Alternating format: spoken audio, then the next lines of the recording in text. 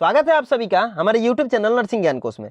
मेरा नाम है चंदन और आप देखना शुरू कर चुके हैं जीएनएम सेकंड ईयर वालों के लिए मेंटल हेल्थ नर्सिंग से कुछ इंपॉर्टेंट डिफिनेशंस को। हम लोग वैसे ही क्वेश्चंस को देख रहे हैं जो आगामी परीक्षा की दृष्टि से बहुत ज़्यादा महत्वपूर्ण होने वाले हैं। आशा करते हैं वीडियो पसंद आएगा। अगर वीडियो पसंद आता है तो हमारे चैनल को जरूर सब्सक्राइब कीजिए, साथ ही वीडियो को लाइक तथा अपने दोस्तों में भी जरूर शेयर कीजिए। चलिए बढ़ते हैं आज के पहले क्वेश्चन की तरफ। आज का पहला क्वेश्चन है सुसाइड यानी आत्महत्या। ठीक है, ये एक अकस्मात यानी इमरजेंसी तौर पे योजनाबद्ध तरीके से स्वयं को हानि पहुंचाना या अपने जीवन को समाप्त करना ही आत्महत्या कहलाता है। ठीक है, किसी मनुष्य द्वारा अचानक से योजनाबद्ध तरीके से स्वयं को हानि पहुंचाना या अपने जीवन को समाप्त करना ही आत्महत्या कहलाता है। ठीक है, सुसाइड जो होता है वह अचानक से लिया गया फैसला होता है या योजनाबद्ध तरीके से लिया गया एक फैसला होता है जिसमें वो व्यक्ति स्वयं को या फिर अपने जीवन को ही समाप्त कर लेता है, उसी को हम लोग आत्महत्या का बोलते हैं। क्वेश्चन है एनोरेक्सिया नर्वोसा, यह भूख से संबंधित बीमारी होता है या डिसऑर्डर होता है जिसमें व्यक्ति को भूख नहीं लगता है या निरंतर भूख की कमी होती है। इसका मुख्य कारण हो सकता है उसके शरीर में वोमिटिंग वगैरह होना या गंभीर वजन की कमी होना। ठीक है, एनोरेक्सिया नर्वोसा जो होता है वह भूख की कमी है या भूख न लगने की स्थिति होता है जिसमें व्यक्ति जो होता है वह उल्टी वगैरह करता है, साथ ही उसका वजन जो है वो बहुत ज़्यादा गंभीर रूप से कम हो गया रहता है, उसी को हम लोग एनोरेक्सिया नर्वोसा के नाम से जानते हैं। अगला क्वेश्चन है बुलिमिया नर्वोसा। ठीक है, यह भी एक खान पान संबंधित विकार है जिसमें व्यक्ति कम समय में अधिक मात्रा में भोजन और पेय पदार्थों को लेने के लिए पुनरावृत्ति करता है। ठीक है, यानी बार बार भूख का लगना ही बुलिमिया नर्वोसा कहलाता है। यह भी एक भूख से संबंधित या खान पान से संबंधित विकार होता है जिसमें व्यक्ति बहुत कम समय में और अधिक से अधिक मात्रा में खाद्य या जो भी पेय पदार्थ होते हैं उनका सेवन करना चाहता है। अगला क्वेश्चन है एपैथी यानी उदासीनता, एक ऐसी अवस्था जिसमें आवेश तथा भावना को महसूस व व्यक्त करने की क्षमता कम हो जाती है, उसी को हम लोग उदासीनता बोलते हैं। अगर कोई व्यक्ति उदासीन है तो उसमें ऐसी अवस्था उत्पन्न होती है जिसमें आवेश तथा भावना को महसूस व व्यक्त करने की क्षमता कम हो जाती है। ठीक है, ना तो वह आवेश को उत्पन्न कर सकता है ना ही महसूस कर सकता है किसी चीज को, या उसको व्यक्त करने की भी क्षमता उसमें नष्ट होने लगती है।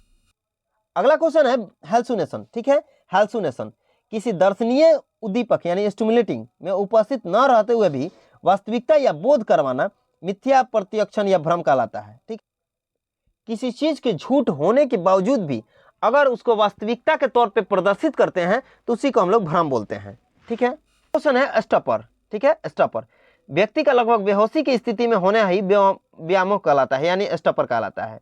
कोई व्यक्ति बेहोश की स्थिति में है, ठीक है, उसी को हम लोग व्यामोह के नाम से या स्टॉपर बोलते हैं। ठीक है, या वैसा पेशेंट जो लगभग बेहोशी की स्थिति में हो, ठीक है, उसी को हम लोग व्यामोह बोलते हैं। अगला क्वेश्चन है पर्सनालिटी।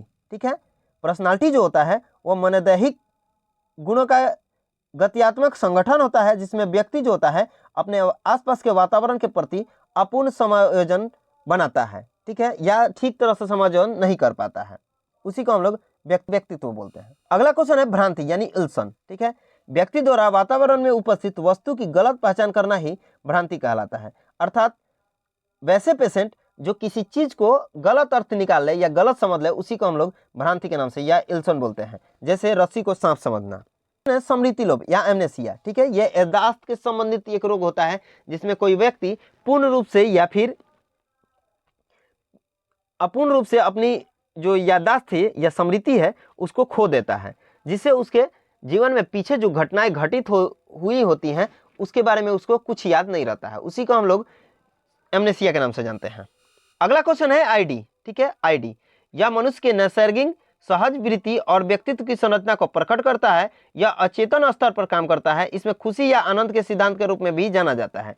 आईडी जो होता है वह किसी व्यक्ति के खुशी और आनंद के सिद्धांत के रूप में जाना जाता है, जिसमें कोई व्यक्ति का जो व्यक्तित्व होता है वो चरम पे होता है। ठीक है, यह अचेतन स्तर पर काम करता है। यानी अगला क्वेश्चन है मनोविक्षेपति यानी साइकोसिस। ठीक है, व्यक्ति के भावनात्मक मस्तिष्क में उत्पन्न विकारों को साइकोसिस कहते हैं। किसी व्यक्ति के मस्तिष्क में इमोशनल विकार उत्पन्न हो रही है तो उससे हम लोग साइकोसिस बोलते हैं।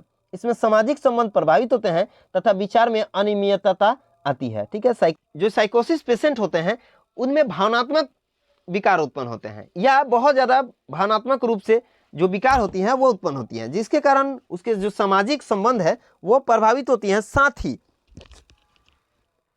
उनके जो विचार हैं उसमें भी अनियमितता आती है। उसी को हम लोग साइकोसिस के नाम से जानते हैं। अगला क्वेश्चन है स्ट्रेस, ठीक है, यानी तनाव।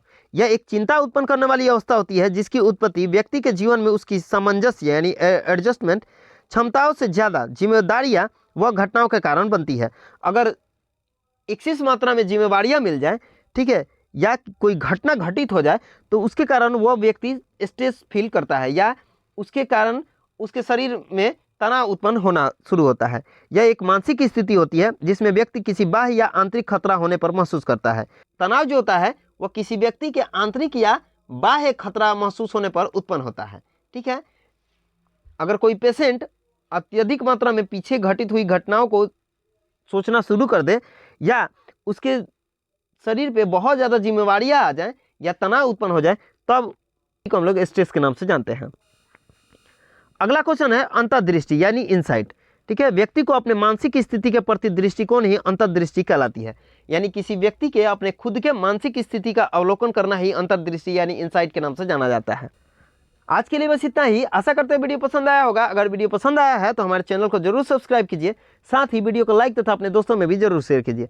अगर आप इस वीडियो से संबंधित पीडीएफ को देखना चाहते हैं तो हमारे डिस्क्रिप्शन बॉक्स में लिंक मौजूद है, जिस पे आप टाइप करके पीडीएफ को देख सकते हैं। मिलते हैं नेक्स्ट वीडियो में, तब तक के लिए धन्यवाद।